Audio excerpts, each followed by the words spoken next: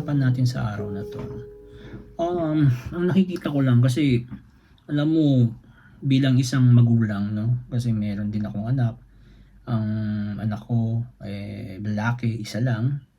So, sa point ko, wala akong paborito kundi ang anak ko lang. Kasi nag-iisa lang siya, 'di ba? So, siya lang, si James lang. Wala naman akong ibang anak na alam.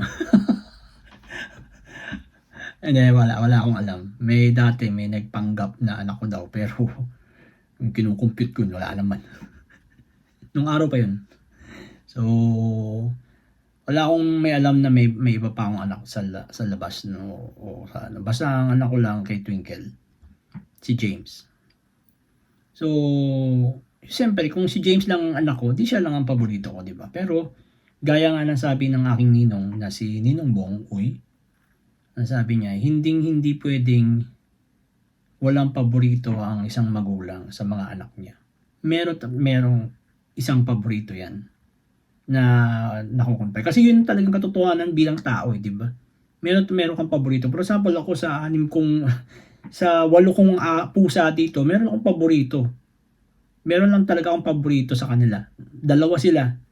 Hindi, actually 3 nga eh. Pero ang pinaka-paborito ko talaga, si Whitey. Kasi napakabait ng pusang yun eh. Pero susunod doon, si Tiny at saka si Nami, yung original na lalaki ko. So, totoo yan, mayroon kang mga paborito, no? Sa tamang-tama, talagang tama yung sinabi ni Ninong Bong na sa mga anak mo, meron kang talagang isang pinaka-paborito diyan. O meron kang mga series na paborito, pwede mong numberan, di ba? Kasi si Ninong Bong, marami siyang anak eh. Nabiyayaan siya ng madaming anak. Ako, hindi ako nabiyayaan ng madaming anak, isa lang at minsan pasaway pa, di ba? Pero medyo okay naman na siya ngayon, no? Nagpapalaki na naman ang katawan niya sa Pilipinas. So, sa lagay naman ng kapatid ko, si Baby, meron siyang 3 anak. So, 3 babae yun. Ako, hindi ko alam kung sinong gusto niya dun sa 3 yun. Actually, 2 lang talagang anak niya. Yung isa, ampon namin yun, si Ai. Anak siya ng aking best friend, si Nolan. So, si Ai, lumaki na rin sa amin yan. At hanggang makatapos siya ng kanyang engineering, di ba? Pero actually, hindi ko pa yun natanong kay Nep kung sino ang paborito niya sa 3. Pero meron yan, di ba? At si Ai, meron na rin siyang sarili niyang anak. Meron Down syndrome, autism. So, syempre, yun din ang paborito niya kasi nag-iisang anak niya yun eh. Ngayon naman, sa side naman ng kapatid ko si Cathy, isa lang din ang anak niya, si Emil at saka si Cathy. So, yung sa kabila, si Nep saka si Edgar, di ba? So, 3 babae sila, anak nila. So, sa side naman ni Cathy at ni Emil, meron naman sila isa lang din, lalaki din, si EJ. So, definitely, yun ang paborito din nila. Siyempre, wala namang iba na, di ba? Hello, di ba? So, sa akin naman, sa side, kaming 3 magkakapatid, si Cathy, ako, at saka si Nep, sino kaya ang paborito sa amin ng nanay ko? Di ba? Ito, hindi na yan tinatanong kasi talaga namang makikita mo kung sino ang pinaka-paborito niya. Yan ay si Cathy. Kasi si Cathy ang nagbigay ng karangalan sa pangalan namin, sa pamilya namin pala. Siya ang nagbigay ng kumbaga naging proud ang aking mga magulang sa kanya. Bakit kamo? Kasi ang kapatid ko na yan, talented yan. Grabe yan. Kumbaga, nung time na yun, nung maliit pa siya, kung nagsaboy ng talent ang Diyos, malaking planggana ang nakuha niya, nalagay niya, nung umulan ng puro talent, pinaulan ng Panginoon, siya ang laki ng plangganang nakuha niya, nilagay niya, at nalagay doon, napakadaming talent na as I remember, maliit pa lang yan is para na yan si Lisa Makuha maglakad. Yan ay naglalakad na nakatipto. Ganun siya maglakad. Ganun. Siyempre sa isang magulang, katulad ng nanay ko, na bumibili ng mga sapatos niya, lalo-lalo na sa school, na galing Divisoria, siyempre, pag yun yung ginamit mo, ginanong-ganon mo yung sapatos na yun, masisira yun, mawawasak. Kaya wala yung matinong sapatos nung araw. Lahat ng sapatos niya, puro wasak, sira. May one time pa nga yan na sobrang nang inis ng nanay ko sa kanya dahil yung time na yun hindi pa siya nadidiscover na maging gymnast yung pa maliit pa siya noon siguro baka grade 1 pa lang siya, grade 1. So ganun siya naglakad. Galit ng nanay ko talagang kasi bukod sa sinisira niya yung mga sapatos niya, sinisira din niya yung mga pencil, nababali niya kasi sobrang likot niya Actually tama din siya yung sinabi niya yung nung burol ni mama na may ADHD siya. Totoo lang, ako tingin ko meron. Severe yung sa kanya kasi iyan ang taong maliit siya, hindi talaga yung mapakali. Kahit sa school nung araw, talagang lakad lang. Alam mo yung ginawa nanay ko nung sobrang galit na niya sa kanya nung nasira yung sapatos niya, yung last na sapatos na sinira niya na galit yung nanay namin kasi nga bili siya ng biling sapatos, sinisira naman to kasi katitip to nga. Alam mo, kinuha niya yung itak at puputulin niya talaga yung paa ni Cathy. Grabe, puputulin niya. Pero paborito niya yun Paborito niya. Puputulin niya sa sobra kasi gagastusan na siya malaki-laking pera na nilalabas niya Pumupunta pa siya ng Divisoria hirap din pumunta doon. Mag-jeep ka, di ba? So alam mo, nasiwas-siwas niya yung paa ng kapatid ko. Abay, siyempre nga, merong hormones ng pagiging ADHD. Ang ginawa niya, para siya nagtinikting, patalon-talon siya, ganon siya. Hindi naman siya tinamaan, pero ako, tingin ko naman, hindi naman niya talaga aim ng nanay namin na patamaan siya. Talagang tinakot lang siya. Pero sa totoo lang, alam niyo, hindi siya natakot. Kinontinue pa niya ulit yung kung anong man ang ginagawa. Wala siyang pakialam kasi talaga siya yung batang sinasabi mo matigas ang ulo, makulit, yun yung mga ganun, siya yung ganun bata nung araw ng mga panahon ng 1980s. Pero sa awa naman ng Diyos, yung kanyang pagiging ganun yung tipto niya, may nakakita sa kanya sa Cubao Elementary School. Kaya sinama siya para mag-training, mag-tumbling. Nakita ng nanay ko, magaling pala to, marunong. So, ayun na, tumbling na hanggang pumupunta na yan ng mga competition. So nung mga pumupunta na yan ng competition, kami ng ninep, hindi na kami masyadong naalagaan ng nanay namin. Kaya ang nag-aalaga sa amin, especially every weekend, yung tita namin, si Tita Maria. Yun ang palaging nandun. Si Cathy, palagi niyang kasama-sama yan kasi nagtitraining, tapos natanggap na sa University of the East bilang scholar. Sabi sa inyo, proud yan Talagang siya yung jewel ng aming pamilya Siya yung parang ginto ng pamilya namin. Tapos bukod sa pagiging gymnast niya, magaling niyang kumanta. Magaling kumanta yung kapatid ko na yan. At bukod sa pagkanta, si Baby, si Nep, marunong din, magaling din kumanta. Ako lang ang hindi magaling kumanta. Siguro meron din naman, pero nung nagsaboy ng talent ang Diyos, wala yung planggana ko di ba? Naiwan ako siguro nilabas ko, konti lang nasagap ko, di ba? So, kaya yun lang ang aking, hindi ko alam kung may talent ako So, okay lang yun, di ba? Matanda na tayo So, yun nga, magaling kumanta yan. Nare-remember ko pa noon nung buhay pa si Papa. Meron kaming inampon na babae noon na may edad, hindi naman may edad, bata pa siya time na yun, na may contact kay Desa, yung Desa na singer, kung naalala niyo yun, yung dating hawak ni Tito Boy Abunda. Tapos di ba nabuntis yung Desa na yun. Magaling siya kumanta, di ba? Bumibirit din yun, di ba? Kaso matigas ang ulo, hindi din sumunod kay Tito Boy.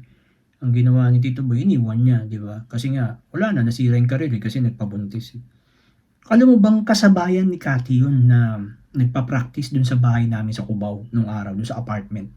nagbibiritan sila doon. Puta na, sabi po si Cathy nagkikipagbirit kay Desa. Kayang-kaya niya. Kaya alam mo, ang daming talent niya, grabe yan. Talagang ano yan, talagang masasabi mo talagang pinagpala siya pagdating sa mga talento, no? Pwede nga kung siguro nga kung meron ng mga Pilipino Got Talent nung araw malamang nakapasok yan nanalo yan Bukod sa marunong pa siya magtumbling-tumbling, marunong din siya kumanta, di ba? So, unfortunately, namili siya kung ano yung pipiliin niya doon. Actually, hindi naman siya, nanay ko ang pumili. Siyempre, yung pag-gymnast niya, nauna na yun Yung pagkanta niya, pangalawa na lang yun. Kaya yung pinili ng nanay ko para sa kanya, yung gymnast. So, kaya lalong naging close ang nanay ko sa kanya kasi naging stage mom siya. Palagi siyang kasama, para siyang coach ni Cathy, di ba? Kung saan man magpunta yung kapatid ko, nandun din siya. Palarong pambansa sa Visayas noon, sa Tacloban, alam ko kasama siya doon. Si Mama, kasi nga, kailangan siya samahan kasi maliit pa siya noon Alam ko nag-second place siya doon o first place, I can't remember. Pero parang second place yata. Yun yung nagsisimula na yung career niya sa pagiging gymnast Tapos, mga iba pang palarong pambansa, pumupunta yan. May ibang mga competition. Tapos, kahit yung mga private competition sa UE, pumupunta yan doon. Nandun siya. Kaya, kami namang magkapatid ni Nep, siyempre, seselos din kami. Tao kami, di ba? Bata kami, di ba? So, actually, hindi na nga niya kami naasikaso noong time na yun Kaya, most likely, nung medyo tuminong-tinong na yung tatay namin, yung papa namin nag-aasikaso. Kaya, ang ginagawa na lang niya, kinuha nila si tita, yung kapatid ni mama, para magtingin sa amin. Kasi nga, napaka-busy ng schedule ni Cathy. Lalo-lalo na nung maliit pa siya. At, actually, kinuha yan ni Cecil Dalupan. I don't know if you remember the Dalupan surname, 'di ba? Yung pamilya ng Dalupan, 'di ba? Si Coach Dalupan, 'di ba? Yung coach ng Crispa, kung natatandaan niyo, sa alam ko nag-San Miguel din 'yan, 'di ba? Yan, yung Cecil Dalupan, ano yan? Anak niya yan. Into sports din yan, pero coaching. Naging naging gymnast din yan ng Philippine team, si Cecil Dalupan. Kaya, nung kinuha siya, si Cecil Dalupan ang nag-vouch kay Cathy papunta ng University of the East Recto dyan sa Manila. Kaya nakapasok si Cathy dyan sa UE. So, ayun, hanggang nung nag-ano na siya, talagang mapapansin mo naman talaga na talagang love na love siya ng nanay namin. Love din naman kami. Pero siya talaga is exception. Talagang exception to the rule. Talagang sa lahat ng bagay, pati sa pagbo-boyfriend, pati sa mga pagpili ng mga nanliligaw, nanay ko ang nasusunod at most likely quite masunod siya. Actually, hindi din siya sinusunod ni Cathy. Kasi si Cathy kung sinong gusto niya, yun. Pero actually, dun sila nag-aaway.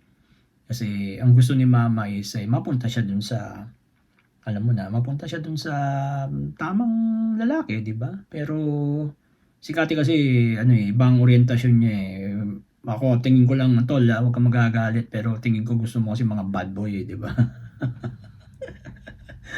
Yan, tingin ko dyan sa kapatid ko na yan, bad boy ang gusto niya Kaya, yun nga, sa totoo lang, kaming dalawa ni Nep, hindi na lang kami kumikibo yung time na yun. Kasi, wala rin naman, kahit magangal-ngal ka, di ba, nung maliit ka, wala yung nanay mo dyan, ang gagawin mo, di ba?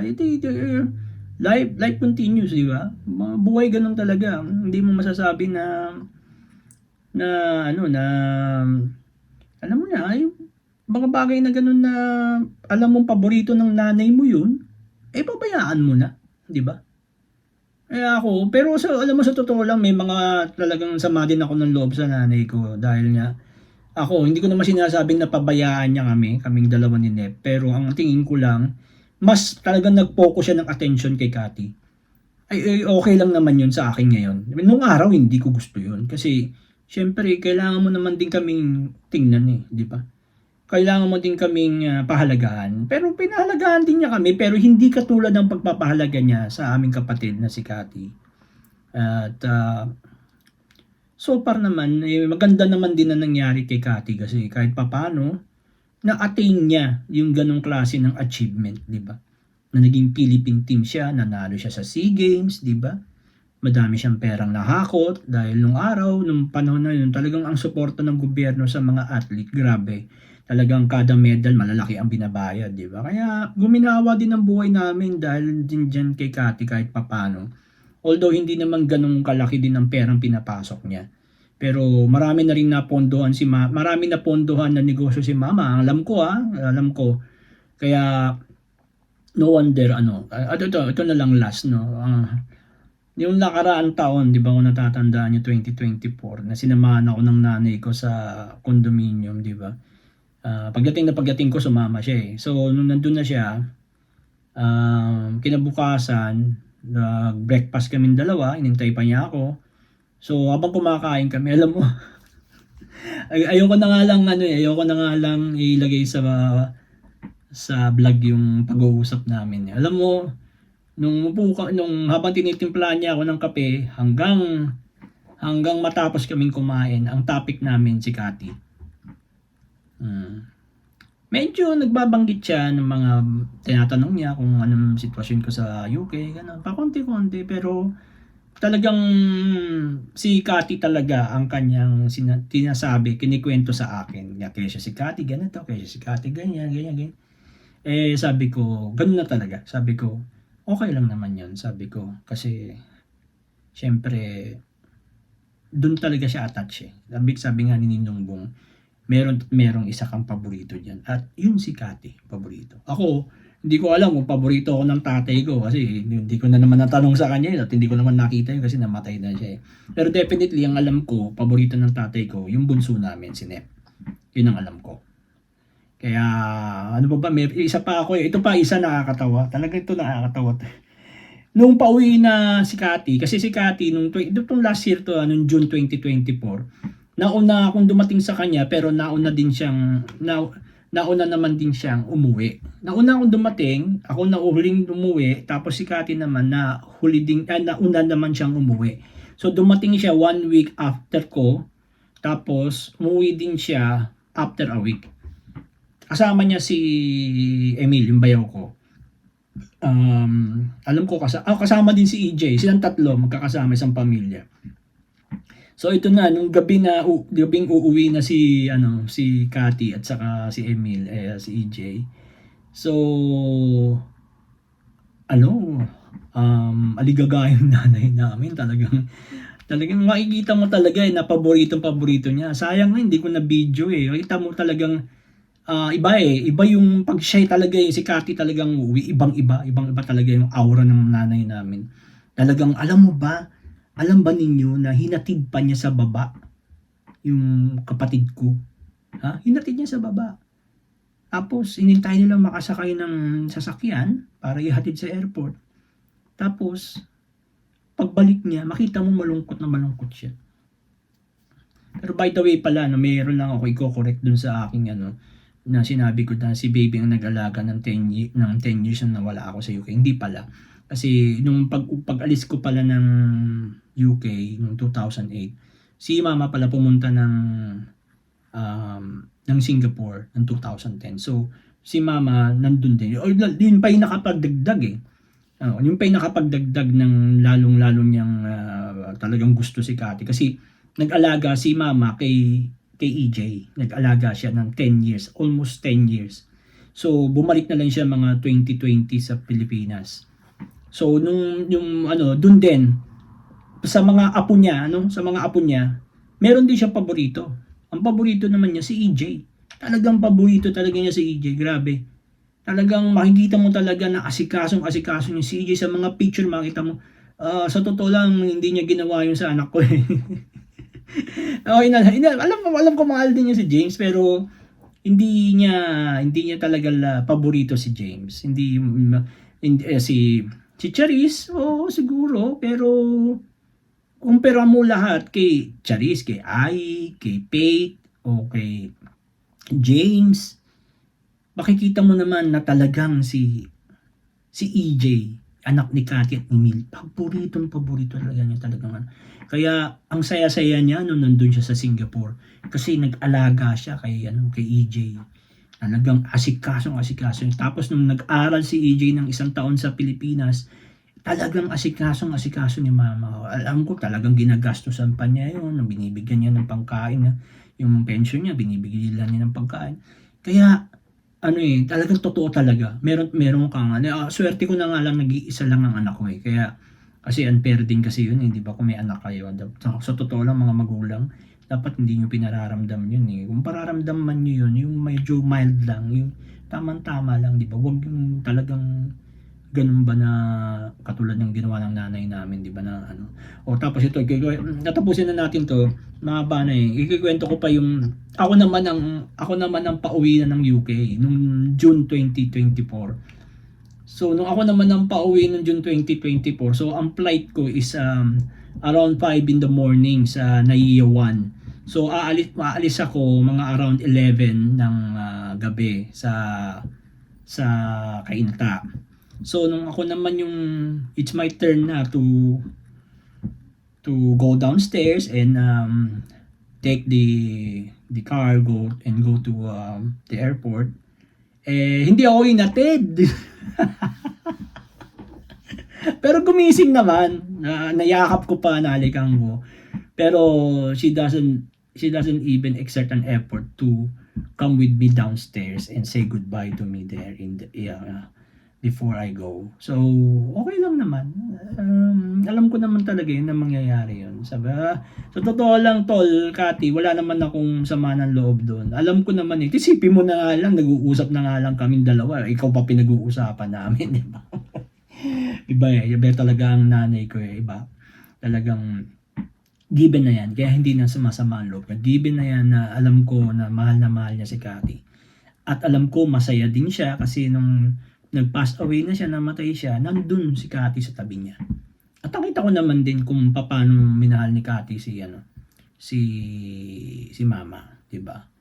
Yun nga lang kaming dalawa ni Nep kami side dish lang kami, 'di ba? So lalo na ako black sheep ako, 'di ba? Matigas ang ulo ko, 'di ba? So tingin ko lang so, alam mo naman na napatawad na niya kasi talaga napakasaya namin noong 2024. Nasaya-saya namin ng 2024 kaming dalawa at hindi ko mapagpapalit yun yung bagay, yung oras na yun na kaming dalawa ay nagbanding, di ba? Na nilutuan pa niya ako, di ba, ng breakfast, tapos pati yung mga ni-request ko na mga pagkain, niluto niya, di ba? Kahit pagod na siya. Sabi nga ni Nep sa akin hindi na nga daw nila pinagagalaw yung kasi nga nahirap na rin kumilos. Pero nung nag-request ako nung tulingan at saka nung laing ginawa niya kasi sarap nung gumawa ng gata basta pagdating gata, lalo na yung Bicol Express niya, namimiss ko yun. Pero medyo nakuha ko na yung style niya madali lang naman palang gumawa ng Bicol Express. Pero ang problema ko yung laing kasi hindi ko marunong hindi ko nakuha paano yung ginagawa yun. Sana nakuha ni Nep, no? Sana nakuha mo ba, Nep? Sana nakuha mo kung paano yung niluluto yun kasi may tropa nga ako puta, lahat ng recipe ng nanay niya nakasulat pa sa maliit na notebook yung parang notebook na pila-pilas siguro kinuha niya yun sa nanay niya kasi namatay na rin yung nanay niya siguro kinuha niya yun tapos nakita ko ginagamit niya. Ex-friend ko yan. Sana naisip ko ng time na yun nung nakita ko yun sa kanya. Sana pala ginawa ko din kay mama yun. Kinuha ko yung mga recipe niya. Kung ano yung ginagagamit niya, di ba? Kung yung mga kaso wala na hindi ko nagawa na Hindi ko din nagawa ng 2024 kasi malaking malaking mag-uubos ang oras yan di ba? Pero yun nga sinasabi ko sa inyo. Kung meron kayong mga paborito sa mga anak nyo, huwag nyo iparamdam. Huwag nyo iparamdam na hindi nyo paborito yung iba. Paramdam nyo na alam ko hindi pantay-pantay yan. Hindi pwedeng maging pantay-pantay. Meron isang lulutang dyan na talagang gustong-gusto ninyo. At syempre, madalas gusto naman ng magulang yan yung nagbibigay ng honor sa kanila, di ba? Halimbawa, kung yan ay tipong matalino, di ba? nagbibigay ng mga honors or medals, di ba? O naging ano, katulad niyan, yung pamangkin ko si Pate. Grabe ang kanyang studies, matindi yan, nagse-second place, nagpe-first place sa eskwelahan niya. Kaya alam ko, paborito ni baby yan. Kasi nga, yan ang nagbibigay ng honor sa pamilya Di ba? Siyempre, ikaw ba naman magulang papanaking ka sa taas ng stage at lagyan mo ng medal o lagyan mo ng ribbon, di ba? Alam mo dito kasi sa UK, hindi uso dito yan Walang ganun-ganun dito na yung dito nga hindi sinasabi kung sino mga top 1, top 2, top 3. Pilipinas kasi ganyan ang competition kaya minsan naging kawawa yung mga ibang bata. Alam mo, sa totoo lang mas gusto ko yung wag na lang sabihin, di ba? Mas gusto ko yung ganun na lang na tipong alam mo na nag-excel ka, di ba? Alam mo, pero hindi na kailangan yung may mga cum laude pa o mga ano pa ba yan? Mga first honor, second honor, mga wala dito nun. Alam ko wala dito nun. Tinanong ko na yung kay James, wala dito. Kaya, pero yun nga lang, kasi iba kultura natin So, kaya alam ko na paborito ni baby yan, si Pate, kasi nga, napakatalinong bata at magaling siya. Sana nga, maging doktor o kaya lawyer. Kaso ayaw niya pareho yun. Gusto, architect din. May architect na kami, si Charis tapos meron din kaming engineer, civil si Ai magka-architect na naman dapat iba naman, di ba? Sana mag-doktor o kaya kahit yan nurse, okay lang naman. Mag-abroad na lang siya, di ba? Kaso ayaw yata niya ng medical. Ayun. So, yun lang. Fortunately, I have only one son. So, he's my favorite, di ba? So, okay, sabi ko, mama, okay lang naman yun. Hindi naman sumama ang loob ko doon na hindi mo ko inatid sa baba. Tama lang yun na alam ko naman na hindi ka mabubuhay ng hindi mo nakikita si Cathy. Malamang ako kahit hindi ko pumuwi, okay ka lang, di ba? Pero si Cathy talagang hindi. At salamat naman at kahit papano. May mga hindi sila pagkakaunawaan pero so far, nung namatay siya, alam ko, masaya naman siya. Kaya para sa amin dalawa ni Nep, alam ko naman si Nep, wala naman din siya sama ng loob sa kay mama dahil doon. Kasi actually, kung si Cathy, number 1 na favorite, si Nep, number 2 favorite ni mama. Ako ang last. Diba? Kasi ako, gago ko. Salbahe ako nung araw Tumino-tino na lang ako nung medyo nagkaasawa ako sa may anak na. Tapos mas lalo akong tumino na napunta ako dito sa United Kingdom. Kaya salamat UK, di ba? Kaya yun lang. Sige, 30 minutes na. Alam mo, payo ko lang sa inyo, kahit di kayo vlogger, kahit walang nanonood sa inyo, i-record nyo yung mga moments ng pamilya nyo. Kasi para hindi makalimutan, di ba? Tandaan nyo pag namatay na tayo sa mundong to, makakalimutan na tayo. Makakalimutan na tayo ng mga kamag-anak natin, mga kaibigan natin, mga kapatid natin. 5 years lang, mawawala na. Kaya yung mga story nyo sa pamilya nyo. Kaya ako ayoko makalimutan yung alaala ko sa nanay ko Ang gusto ko, ma-remember ko pa rin siya kahit may dementia na ako. Pag pinanood ko tong video na to at kung buhay pang YouTube ng time na yun, at least makikita ko, sinabi ganun pala nangyari, di ba? Yun ang maganda, di ba? Hindi ko ginagawa to dahil pagkakakitaan ko. Hindi. Gusto ko lang gawin to para sa akin. Dahil nalalabas ko yung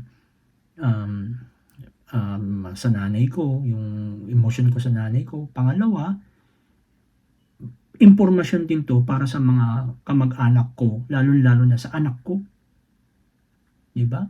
Siyempre, yung asawa ko, iba naman siya Diba? May alala din siya kay mama, pero ako, mas personal ako Tapos, bukod sa anak ko, nalalaman niya yung history namin, ng pamilya. Tapos, siyempre, sa mga kapatid ko rin, na naaalala nila, ganun nga pala nangyari nung araw. Tapos, sa mga pamangkin ko rin, at sa mga magiging apo ko pa. Diba? Na si Lolo Paul o si Tito Paul na ikwento niya to. Balikan natin. Tingnan natin ulit yung YouTube niya. ganun pala ang nangyari, di ba? Ganun pala paborito ni Mama Glo si Cathy. Ganun ba, di ba? Kaya kayo mga subscriber ko na nagtsatsagang makinig sa akin, mag-vlog kayo, pero kung ayaw nyong kumita o ayaw nyong i-record nyo lang, tapos i-private ninyo, tapos bigyan nyo ng access yung mga kamag-anak ninyo, lalo na pagdating sa pamilya. Di ba? Basta yung YouTube, nandyan yan eh. Recorded history yung ginagawa ninyo eh. Recorded history ng pamilya ninyo, ng history ng pamilya ninyo. Kaya, libre naman yan. Wala naman ka naman babayaran, di ba? Pwede ka pang kumita eh. Kaya yun lang ini-encourage ko kayo, lalo-lalo na kayo yung mga nandito sa United Kingdom, yung mga bata pa, yung mga bagong dating dito. O isipin niyo yung mga magulang niyo, tapos magkwento lang kayo ng mga ano. Pero syempre, wag naman kayo magkwento ng mga deep inner secret. Bahala kayo, nasa sa inyo yun eh. Pero sa akin lang, yung mga masasayang alaala sa magulang ninyo, o yung mga malulungkot na alaala, di ba? O yung mga alaalang na sa tingin ninyo nagbigay sa inyo ng inspirasyon dahil sa mga magulang ninyo o sa mga kapatid ninyo, di ba? Yun lang ang masasabi ko diyan, na advice ko lang, i-record ninyo yung history ng pamilya niyo para in the next generation sa family ninyo, yung mga susunod sa inyo na kahit wala na kayo, patayin na kayo, ito magiging immortal to, di ba? This video will be immortal not unless somebody deleted it or YouTube say, no, I don't want that video, delete it. Or iban nila, di ba? Ba't naman nila ibaban? Malamang ang YouTube baka abutin ng 100 taon, nandiyan pa rin yan. Di ba? Kaya, yun lang. Kaya, sige, maraming salamat na magpo 40 minutes na eh. Ito lang masasabi ko, kung nasaan ka man, namimiss na kita. At sana mag-rest in peace ka na kung nasaan ka man. At don't worry, soon magkikita tayo at mahal na mahal kita. Marami pong salamat ulit sa muling pagkikita natin. For the way it goes.